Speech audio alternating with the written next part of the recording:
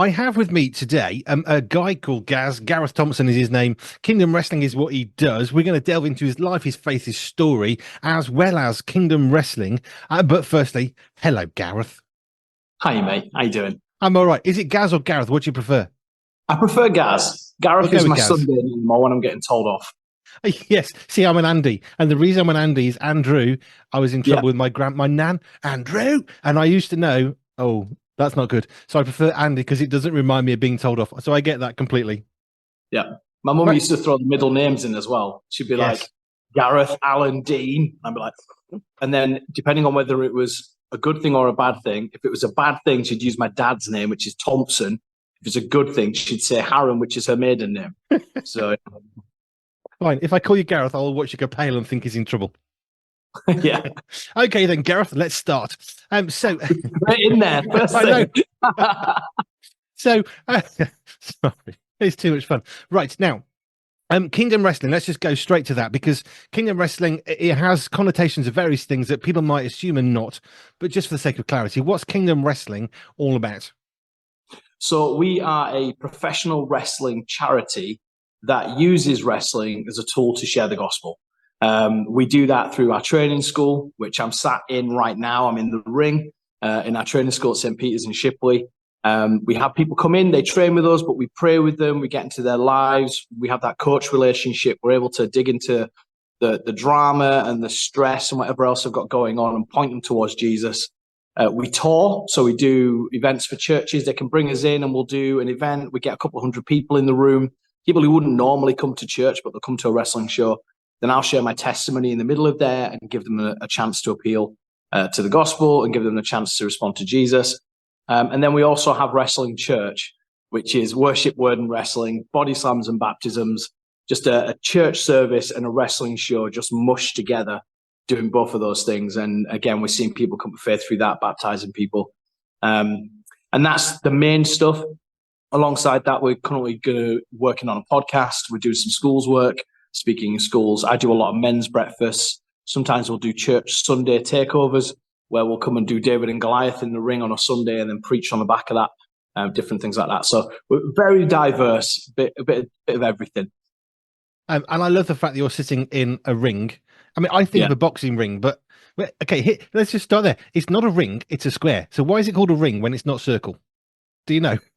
Yeah, so this goes back to when they didn't have square rings with ropes and all the rest of it. It used to be there would just be a circle drawn on the ground, and that's why it was called a ring.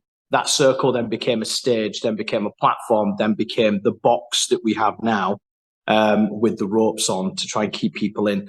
It used to be just done with fencing or rope, just rope on sticks, but it was still in a circle. But it's just a name that has stuck since it was a ring, but has just stayed all the way through. Same with boxing. Boxing was done in the same way. That's why they have a boxing ring, but it's still square because it used to be just a circle. And you'll find with MMA and UFC, theirs is what they call the octagon. So it is more ring shaped. But again, that's come from the same kind of background of fighting being done in a ring on the ground and it just sticking. I think sumo wrestling is still a circle, isn't it, in Japan? It is, yeah. But it's on a big square platform. So you have the circles drawn out, but it's still on a square platform.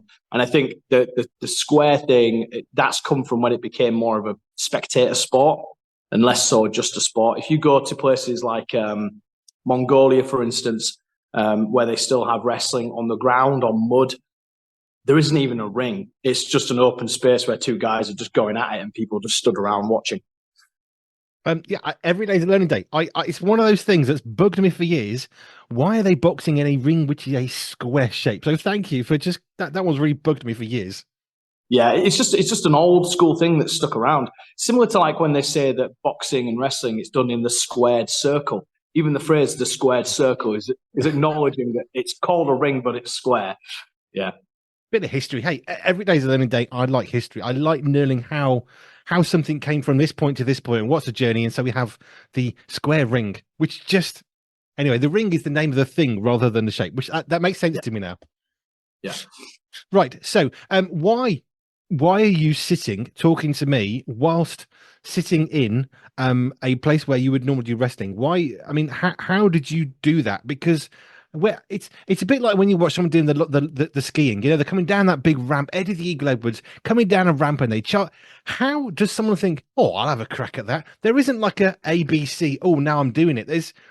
It feels like quite a big step. Well, this is why we have a wrestling ring and a training school, because there's plenty of people out there who will be saying, I want to be a pro wrestler. Well, how do you do that? You need to train, you need to learn, you need to get in a ring, and you need to feel it, and you need to run the ropes, and you need to learn from someone who's a lot further on. We have like a matted floor space just outside the ring as well, where we'll teach different things and get people up to speed on that before we get them in the ring, so that when they're in the ring and it is a bit harder and it is a bit more rough, that they'll kind of be used to it and have the fundamentals down. For me, finding myself in this position has come from a life of, I would say, trauma and rubbish, and getting to a place where wrestling for me was what I watched on TV to escape what was going on at home. And it became a pipe dream, and it became an escape, and I'd love to watch it. But then when I was a young man, I then found the opportunity to train. So I just got a random message on YouTube from a friend who said, I know there's a training school in Blackburn, and I was in Yorkshire at the time. And he said, let's go together. And we'd jump on a coach or a bus or a train. However, we would get to Blackburn and we'd show up at this training school, get in the ring, and just start learning from other wrestlers how to do it. 6 months later, I'm then performing on shows, and I'm touring the country, and I'm doing events. And then when we started Kingdom last year, one of the first things I wanted to do was to do a training school where I lived, so that people like me, who are on our streets, who are in our communities, young men who are looking for something to do and something to aspire to, can come to a place like this, and women can come to a place like this and learn. And then we're raising up champions in our own community. And these people, when they're performing on shows locally, will become known. You know, I still get called Angel in the streets. Angel's my ring name. Barely anyone calls me Gaz. It's Angel. And I'll be in the butcher's buying some meat for the weekend. Angel, you know, and it's like, I'm like a little mini celebrity in my own streets because of it. And the kids all know me and stuff. So I want to give that opportunity to others. That's why this exists, is to be able to do that while also sharing the gospel. So I alluded to a bit of my childhood and testimony there, but wrestling was always the escape. Well, let's go there then. So wrestling is an escape. What was it? I mean, you can go as detailed as you want to, but you know, why was there a need to escape? And how did wrestling then provide that, I guess, a distraction from what was going on that it enables you to get through whatever you were going through? So when I was a kid, I grew up in a council estate called Braithwaite, which is in Keighley. So it's a little town about 15 minutes from where I am now, in Shipley. Mum was married to my dad. They had 3 kids, so I was the eldest of 3 boys. We always play fought, you know, that boys do that. We're always throwing each other around and suplexing each other and stuff. But my dad left when I was 6, so he just left the family home. My mum took that quite hard and started drinking. She became quite abusive with us, so she would hit us. She would lock us in rooms when she was like hungover, so we couldn't get out. I'd often have to take my brothers to school, and then after school, I'd go around all the pubs in the town centre to try and find her. Then I would take my brothers home, I'd feed them, put them to bed. Then my mum would come home drunk, and I'd feed her and put her to bed. Like that was normal for me as a 6, 7-year-old boy. That meant that she often left us with people who would babysit. One of those was an older male relative, a cousin, and he abused me sexually. That happened for about a year of my life. Whenever he babysat, he never did anything with my younger brothers. It was just me. And he was young himself. He was about 13 at the time, and I was like between 7 and 8.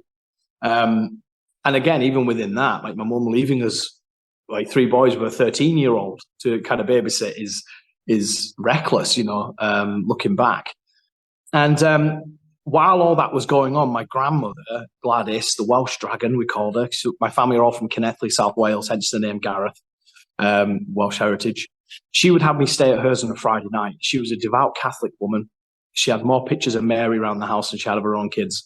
And she'd take me there on a Friday. I'd stay at hers. And that would be her kind of pulling me out of that situation and being like, tonight, you can stay with me. And she used to feed me well. She always made parking cake, or she'd have like a full English or a porridge waiting for me in the morning. She'd pray for me. She would buy me books on dinosaurs and bugs and the human body, and she'd watch wrestling. So she would watch the World of Sport wrestling, like Big Daddy, Giant Haystacks. She'd watch all that on the Saturday afternoon. Then she found that Channel 4 late at night would often play the WWF or WCW. So she'd record it on a VHS tape recorder. And then when I came to stay, she'd be like, let's watch the wrestling. So I'm there watching Shawn Michaels and The Rock and Stone Cold Steve Austin and the Hardy Boys and Hulk Hogan and Macho Man Randy Savage. And I'm watching these guys and I'm like watching going, I want to be like that. I want to be strong. I want to be loved. I want to be a superstar. I want to be confident, because I wasn't feeling any of that stuff as a young boy, and rightly so with all that that's going on at home. So that was my escape. My grandmother was watching wrestling with her, and we'd talk wrestling, and we would debate who the better fighter was, and she'd tell me that, you know, Mick McManus and Kendo Nagasaki and all these guys are proper bruisers, and all these WWF are just posers, pretty boys. And we'd debate that. But that was my escape.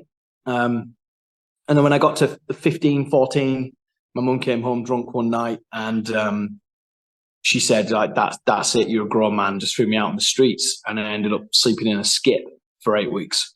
And then I found myself in homeless hostels, bouncing around. That wasn't any good.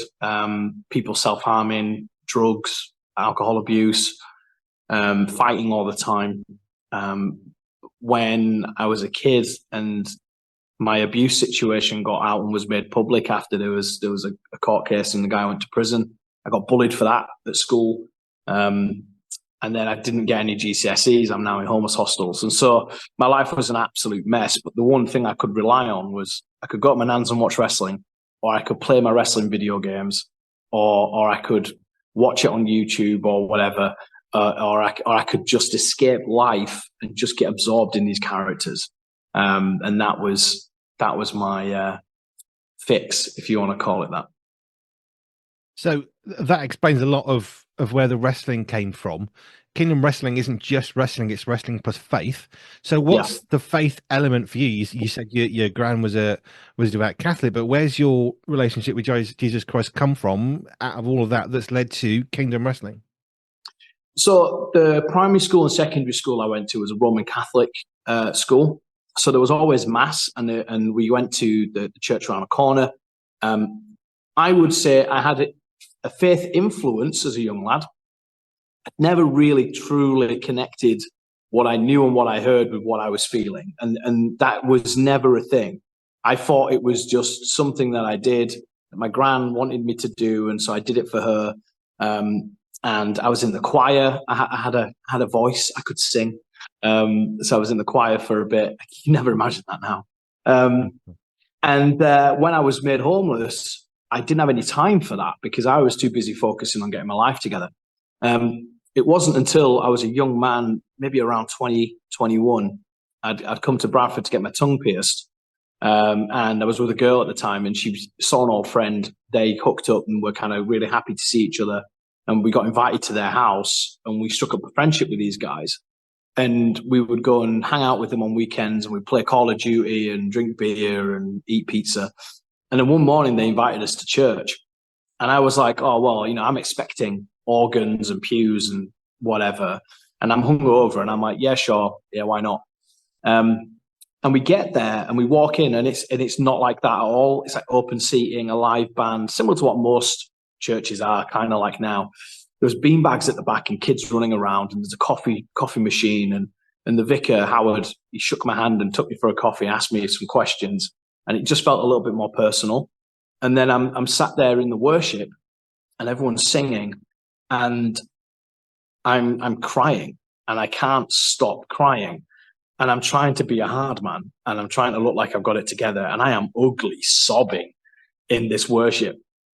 And after the service, this guy came over and he goes, I saw you crying. I was like, nah, you didn't. You didn't. No. I said, no, I did. And I can tell you why.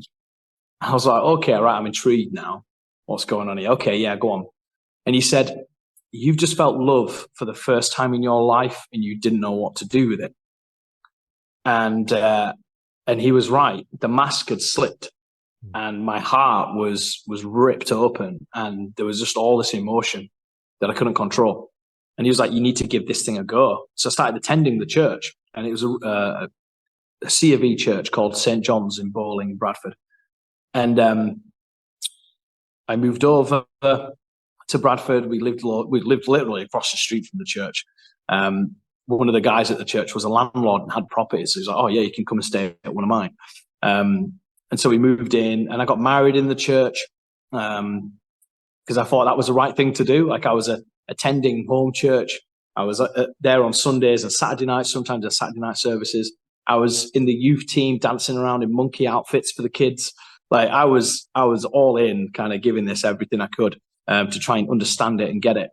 And on my wedding day, my grandmother was there, and she'd had dementia for a few years. And she was obviously such a big part of my childhood. And it was great to have her there, but she really wasn't well. And, you know, she was herself that day. Like, there's this point in the service where she just shouted, because I had a bit of purple in my hair. I looked a bit gothy then. She just shouted out in this thick Welsh accent, "Gareth, wash that purple out your hair. You look stupid." And in the middle of the wedding. And I'm just like, "Well, there's my gran. There she is." And we got photos together, and then she went home because she was unwell. And sadly, she passed away that night. I got home, was having a shower in the morning after the wedding night, and my phone goes, and it's my youngest brother in floods of tears telling me that she passed away. And I took that quite hard, because at such a young stage in my faith journey, I was under the wrong impression that becoming a Christian means you don't deal with stuff like that anymore, that you're on the winning team, you know? Turned out about 6 or 7 months later that my new wife had actually been having an affair the whole time. And so it just hit me hard. And I found myself unemployed, depressed, living in a box room, having lost everything within a year, and questioning it all and angry with God. And then a guy called Dave Kendall came, knocked on my door, forced his way in the house, which is a brave thing to do, because I had started wrestling training at this point. So he came in and like sat at the table with me, and he said, "I know you've not been at church. I want to help you. I think that there is some unforgiveness and some bitterness and some hurt that you haven't dealt with, or you haven't tried to deal with. And you've gone back to what helped before, because what helped before was surviving. What helped before was putting the mask on and retreating and getting away from it. Because that's all I'd ever done." And so he was like, "I think we need to technically reprogram you to get you to a place where you can actually start nailing this stuff to the cross." And so we went on a journey of forgiveness together, and it was really, really powerful. I met with my mum, had a very long and frank discussion with her, found my dad. I've got a relationship with him now, which is fantastic. We had some beers and some tears over some hugs, kind of reminiscing over my life and where I've been, and kind of filling him in. So yeah, like I said, we've got a good relationship now. And then I tried getting back with my wife at the time. There was another affair, and you know, I just realized that no matter what I did and how much I forgave, that it still doesn't mean I need to be a doormat. And actually, and I say this to people now, if they're in a relationship where the other person is unwilling to change after you've done everything you can do, it doesn't mean that you're a doormat, and you can forgive someone and still walk away from a relationship that's hurting you. That's okay, as long as you don't carry the baggage with you. So we got divorced, and then we got stuck. And this was the real turning point. I'm getting there. This was the real turning point. I'm sat with Dave, and we're saying, "Look, I think I've dealt with everything we can deal with here, apart from my abuser." And he says, "Look, let's pray about it. That's the first, the last, the only thing we can do in this case, because he went to prison. I don't know where he was. I have no contact with him. The family had kind of said we want nothing to do with him, so no one knew. So I'm praying for him, and I prayed a very simple prayer, and I prayed to God, and this was like the moment. If you can help me deal with this, then I'm all in. You've got me. And I understand now that bad stuff still happens. It's how I respond to it that needs to change. But if you can help me deal with this, because I don't see any way that we can do this, then I'm in. The next day, I'm at work. So I got a new job. I'm working at CEX, computer exchange store, full of dirty moshers that look like me if you ever go to one of them. And I'm serving on the tills, and my abuser walked in. Like the very next day, he walked in and joined the queue. Wow. Coming up the queue, and I am absolutely panicking. I've got 100 things running through my head. I could jump the counter. I know that the fire door doesn't work. He's not escaping. I've just learned how to do a tombstone pile driver. I could drill him. I'm not a little boy anymore. Hang on a minute. Now I'm really scared. I want to run away. I want to avoid it. Just all kind of going on all at once, like in milliseconds. I'm feeling one thing and another. I'm feeling the next. And next thing I know, I'm stood across the counter from him and I'm serving him. And that I'm serving him was revealed to me a few years after that is powerful, that I was serving this man who had destroyed me as a kid. And I got his DVDs, and as I put it through the till and I gave him his change back, I held his hand and we locked eyes. And I could see just as much fear in him as there was in me. But I knew this was it. This was the moment that God had orchestrated this interaction. I challenged him and he'd gone, there you go, Gaz. And as I'm holding his hand, I looked him dead in the eye and I said, I forgive you for what you did. And I just let go. And he wombled out the store, like completely confused as to what had just happened. I had to go take a break and rinse my face and call Dave and just let all this emotion out. And then I sat there in the staff room, confronted with my own words. Okay, God, if you can help me deal with this, I'm all in. And there I am sat there going, well, I guess I'm all in now. and from that point, I was like, everything I want to do, it has to point back to Jesus. It just has to. My work, I went to work for Christians Against Poverty. They helped me out of debt. At the time that I was living in the box room, Dave worked for them. So I worked for them for 7 years. I ran a debt center and a job club, helping people with those issues, but also sharing my story with them over the couch. And I would say, where are you hiding your letters? Because I used to hide mine under the microwave or under the pillowcases and that. And so I'm talking from experience. And that just really moved people. And then I was wrestling and I was touring and I was sat in the backstage area one night and there was a guy who was like, could tell there was something going on. And I just asked him, are you okay? And anything I can help with, can I pray for you? And he opened up that he'd been abused himself as a kid. And I'm then kind of pastoring this guy from afar. And then I'm praying for other wrestlers before we go out to a match, praying for safety. And then when we get back, we're praying for healing. And I'm next thing I know, I'm pastoring a gaggle of wrestlers. And I was like, okay, God, where are you in this? I'm doing this all behind the curtain. What am I doing in front of the curtain? And then I changed my character to Gareth Angel. I became a Christian pro wrestler. I used to quote the Bible in my promos. And I was just openly that I'm a Christian. And then I started sharing my story in bigger platforms. And God was just kind of going, there you go, there you go, there you go. I gave you this as a kid. You're now going to use it as a man, and you're going to use it for me, and you're going to use it to save people. And Kingdom Wrestling was born, and now here we are. Wow. I tell you the story that comes to mind. I don't know if you've ever read The Hiding Place by Corrie ten Boom, where there's a moment right at the end of the book. I think it's at the last but one page or something. And she meets the guy, one of the prison guys, one of the SS Nazi guys. And she meets him and he's become a Christian. And he comes up to her because he's full of joy of Jesus. And she's got this moment of, this is the guy that I was willing to kill. As a Christian, I was going to kill this guy. I was happy to try. And she's confronted by him. And it's that sort of similar thing of you of, okay, do you mean what you say? Kind of, this is God, you know, and she shook his hand finally. And it took so much will, but in that moment was a defining moment. And then all that Corrie ten Boom went on to do, it sort of springboarded out of her willingness to hold that guy's hand, which is exactly what you did in CEX. And it takes guts.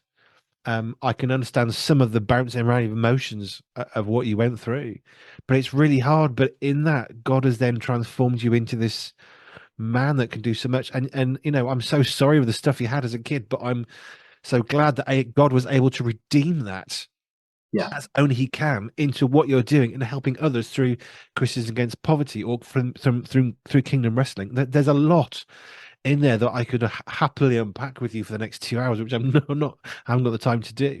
But I guess the question that comes to mind is, you've now got daughters, you're in a new relationship. How have you found navigating out of hell, and yet you've now got these little people who are looking to you as dad? How do you navigate that in the relationship you have, the relationships you had, when God is in who you are? That's such a big question because it's sorry. It's continually evolving and changing. When I knew me and my wife Beth were pregnant with Isabella, my eldest, who's 4 now, I was confronted again by my childhood, because I'm sat in church and someone's sharing a story about miscarriage, and we'd recently been through a miscarriage, and we were pregnant again. So obviously really excited that we're back on that journey. And I loved this new human being so incredibly that I then realized, hang on a second, I wouldn't dare let anything that happened to me as a young man happen to this child, ever. So I had a new lens. And so I then had to almost go back to my mum and my dad and forgive them again, because it suddenly became a much bigger, I don't want to say the word failing, but I feel like it was a bigger failing on my parents' part for that stuff to have happened to us. Because I just, and then like God's love for me, if I felt I knew God's love, and then all of a sudden this little bean comes along and I love it this much, and like my arms aren't even in the camera right now, but if I could stretch, I'd go past the ropes of this ring that's 16 feet. Like God's love must be even bigger than that. And it just gave me a new appreciation for what God had done for me. And becoming a child of His superseded anything that had happened in my childhood. It just did. There was a line drawn under it. And I say this now for my girls and my wife, there is a line drawn from my past to my future and my present, because Jesus is in the middle, and nothing that was there in my childhood is going to come into their lives. I'm not going to allow it. I'm going to stand firm and strong. They are not going to be abused. I'm not going to walk out on those girls. My wife is not going to have an alcohol addiction. They are not going to be homeless at 15. They are going to be able to share with me their deepest, darkest fears and secrets, and I'm going to love them nevertheless. That they can rely on me to protect them and provide for them and be their father, and for my wife to be their mother, but for them to know Jesus too, and for them to have that from day one and not have to go through all that stuff and fight to find it. That Jesus is there, front and center. When we pray together at night before they go to bed, we're asking Jesus for His love to follow us. We say what we're thankful for before bedtime, and we pray together, the 4 of us. Like Jesus is a part of our life, church is a part of our life, the community of church is a part of our life. And so they're never going to have to go through any of that stuff, because I just won't allow it. And a part of that is my defiance and my character. But a big part of that is just, I want to be the best dad I can be, because I've seen what a bad dad is. But I want to be the best, and I want to be everything that my daughters can rely on, and show them what a good man is as well. Like, I don't want them to grow up and then, find themselves in relationships with men that don't value them and don't treat them with respect, and won't fight for them and won't protect them, provide for them. I want them to know what a good man looks like. And I'm not saying that means like, they have a ponytail and a beard and tattoos. That's not what I'm saying. Like the characteristics of a good man, of a good godly man who loves Jesus and loves them, because that's what they deserve. Yeah. Amen to that. Um, you, where do you go? You've had so much of darkness in your past, and yet you're now that darkness, in a sense, helps you to be a better light because you are willing to go into the darkness of other guys, and I guess some girls coming through as well, Yeah. some men and women, because you've been through some darkness, which means you know where the light is. And I remember as a kid, there was this guy and he did this example of how powerful light can be and how tiny a light can illuminate. And he got the church completely, really, really dark. And he had this box and he had this tiny little feeble light. And there was one pinprick in the outside of this box. And he put the light in the box in a dark room. And as he moved the box around, we're all saying, we can see the light. And the simple illustration of that was that's how tiny we might feel, but how much the light always wins. The darkness cannot overcome it. I remember my hometown's Wolverhampton, and the motto for the Wolverhampton, because it's very old, out of darkness cometh light. And the light shines in the darkness, and the smallest of lights as we may feel still can illuminate in ways that we can't comprehend. And that's what I guess you're doing through Kingdom Wrestling. So just moving on to that, what is it that you do with Kingdom Wrestling? Just give us some of the, what happens in a week. What's your week look like? So if I were to give you an action-packed week, so we have steady weeks, which involves training classes going on during the week, Bible studies happening. There's podcast recordings, radio interviews, that kind of stuff. And a lot of kind of preparing for events and connecting with churches. A week would look like on a Monday is a family day for me. So on Monday, I'm with the girls and my wife, and we treat, because Sunday is often quite full with church and other stuff. So Monday is our day. Tuesday, I'm in the ring. We've got one-to-one classes during the day, and then the evening we have an adults class. The guys will come during the early evening. We'll talk together, and then we'll get in the ring and we'll beat each other up for a couple of hours. And then Wednesday is a similar day with evening classes. Thursday is kids and youth. So later on today, there's going to be some 8 to 16-year-olds coming in little groups, getting in the ring, teaching them some stuff. And then we've got a women's self-defense class tonight, which is one of those things that I really wanted to be able to provide. My wife was in an abusive relationship before she got with me. And I've done some ambassador work for Restored, if you know Restored. With Rebecca. I did some ambassador work for them, just encouraging men to talk about the issues of male violence towards women and challenging that. So we have the police come in. So we've got a female police officer who comes in. And then me and her, we go through different techniques and stuff and teach women how to defend themselves. And just go over good practice stuff like sharing your journey with people, using apps. Even something as simple as if you've got an attacker in the worst case scenario, if you can scratch them and get some of their DNA under your fingernails, you're going to help a conviction down the line. Just even something as simple as that. Mm. And then on Fridays, we'll often be preparing for an event at the weekend. So most of our events happen on Fridays or Saturdays. They could be here in Shipley or in Bradford, or we're in St. Helens at the end of this month, Christian Life Centre. And then we're in St. Francis in Mackworth in October in Derby. It's we tour a lot. So Friday we'll be packing the ring down, getting all of the lighting and the staging and stuff together. Maybe we'll load it in a van that day, and then we'll travel out to an event. We'll unpack it all, get the area set up, do an event. And an event could look like a testimony event where we invite the local community and they have a couple of matches. I do my testimony in the middle, a bit of a gospel appeal, couple more fights, and I'll normally fight in the last fight of the night. And then the church then kind of picks those people up and takes them on to Alpha or so on. Or it'll be Wrestling Church where we'll have a bit of worship when people arrive, which again, we try to, like you mentioned earlier about being the light in dark places. I've been around unchurched people that much, and people from council estates and working class people, that some stuff in church just isn't going to register with these people anymore. Talking about the Greek derivative of words, if you've even got a smell of a southern accent, they're not really going to listen to you. And the worship, they don't want to be singing about love. They want to be singing about power and praise. We want to know the power of God, and we want to praise God. So we change the worship up, we make it a bit rocky. And we tend to get, I would say, 90% of people who come to these events are non-Christian or haven't been in church before. They'll listen to the worship, then we'll have a little bit of a fight, maybe 2 fights. One of those fights will tell a Bible story or touch on a theme. So that might be David and Goliath. That's a really easy one that people can understand the concept of.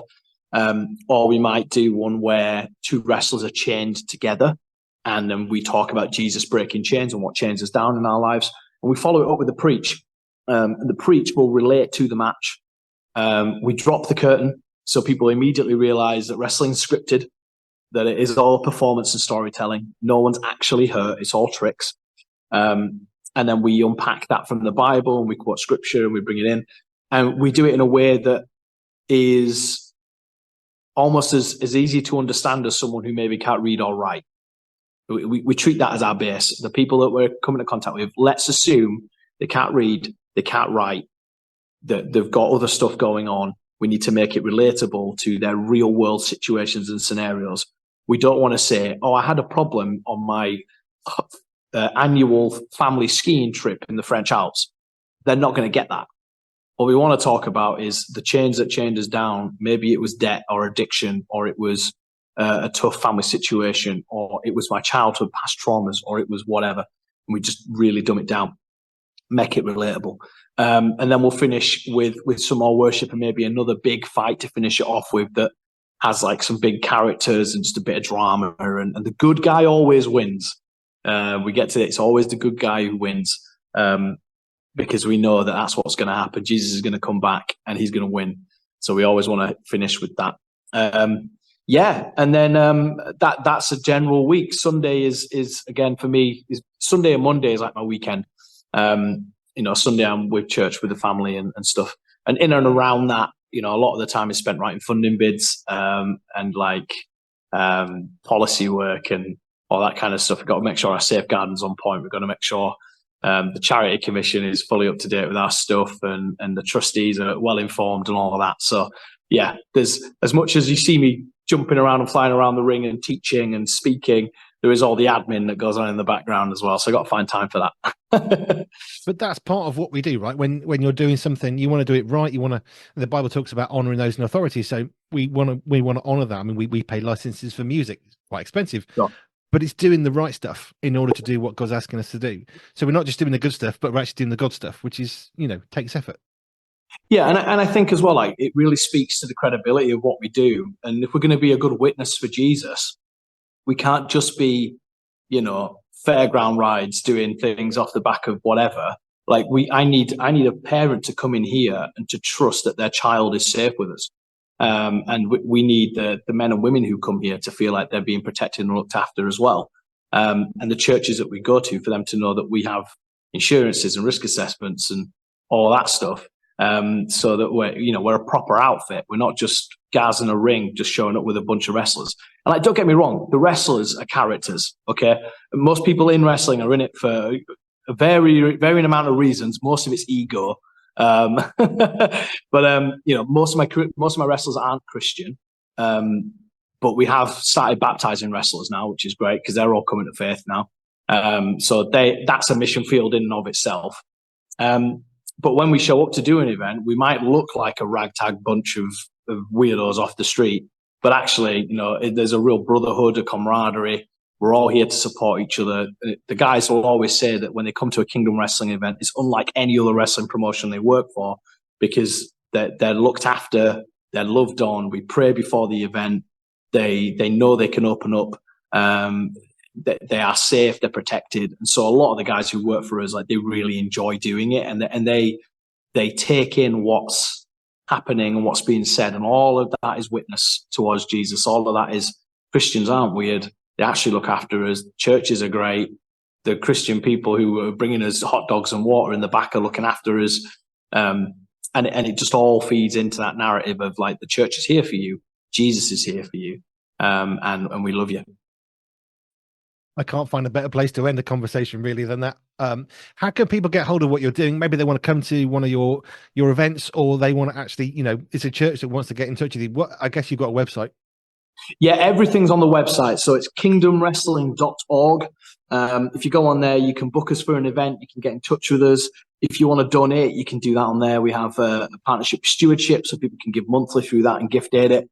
If you want to find us on social media, it's Kingdom Wrestling UK. So if you just do @Kingdom Wrestling UK, we're on pretty much everything: TikTok, YouTube, Facebook, Insta. the lot. You can find us on there.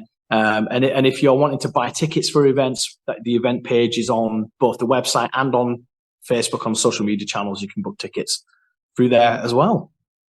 I'm Gaz, not Gareth, from Kingdom Wrestling. Thank you so much for your time. There's a lot in there, and I hope people can access that. And if you're struggling with some of the stuff you've heard, maybe it's triggering a nerve in your own laugh, I'm pretty sure get hold of Gaz and he'll sort you in the right direction. And thank you so much for your time today. It's been a pleasure and delight. We met at met at the gathering with Christian Vision for Men, which was fab. He gives the best hugs in the world. So, Gaz, thank you for your time. Bless you, mate. Thank you. Rated 5 stars by Sorted Magazine's film critic, Pure 247 takes you behind the scenes of the birth of a global Christian radio station. Andy B will have you laughing and crying as you discover what it takes to create ministry that matters in this inspiring tale of perseverance, honesty, and vulnerability. Buckle up and get ready for a story that's uplifting as it is entertaining. Behind the microphone, they face bankruptcy, eviction, and 2 life-changing surgeries. Can they make it? Will they make it? Get your copy of this life-changing book today. Pure 247 is available now on Amazon. Andy B is best described as a man after God's own heart, who insists that God's vision and resourcing trump all handicaps.